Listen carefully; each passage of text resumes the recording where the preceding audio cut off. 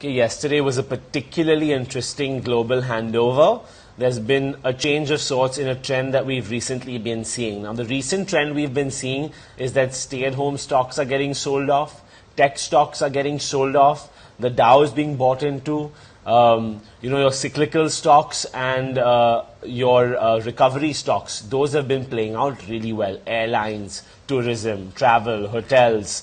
Yesterday reminded us a little bit of the post-COVID rally that we've been seeing since April up to perhaps last month, where the tech stocks really shine. So yesterday the Nasdaq gained 2% or 233 points.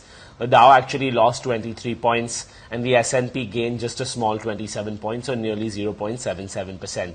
So the market bucked its trend and rotated back away from cyclicals and recovery stocks back to technology. So that's quite interesting. But let's remember, this is just one day of market action. The Dow has actually added 1,100 points in the past two trading sessions, so only makes sense for it to halt a little bit.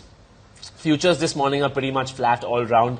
Dow, S&P, Nasdaq, wherever you look, not much happening with the futures. So Nifty doesn't really have cause to worry, but you might not see as big of an uptick as we've seen in the last couple sessions, because the Dow hasn't really moved that much. With that being said, suddenly your IT, pharma, maybe those sectors will show you a bit of revival today. So let's see how that pans out. Asia stocks are a little unchanged. The Nikkei has advanced 0.6% in early trade. The Topix was fractionally lower. The Kospi dipped 0.33%. That's in Korea. Australia, S&P, ASX 200 gained just about 0.1%. Softbank shares are up 2%. Nintendo shares are up 2.5%. And South Korea, Kakao is up 1.3%. So that's how Asia is doing this morning. Europe yesterday closed up 1.1%. Utilities added 2.6% to lead gains in Europe. Most sectors and major bourses advanced into positive territory. Now, gold and oil.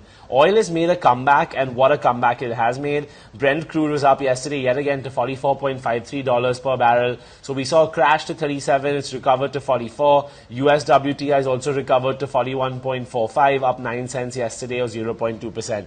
So oil all round making a good comeback as the demand outlook improves, particularly on tourism, travel, aviation.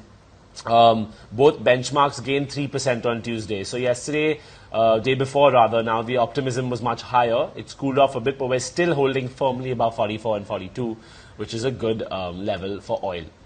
Gold was down, continues to retreat. So every time panic goes up in the world, gold goes up with it. Every time panic goes down in the world, gold also goes down. So spot gold fell a whole percent yesterday to 1860, and US gold futures also sell a whole percent to 1859. So that shows that the demand for gold is weakening a little bit as people are finding security in other assets. And that was the global roundup for you this Thursday.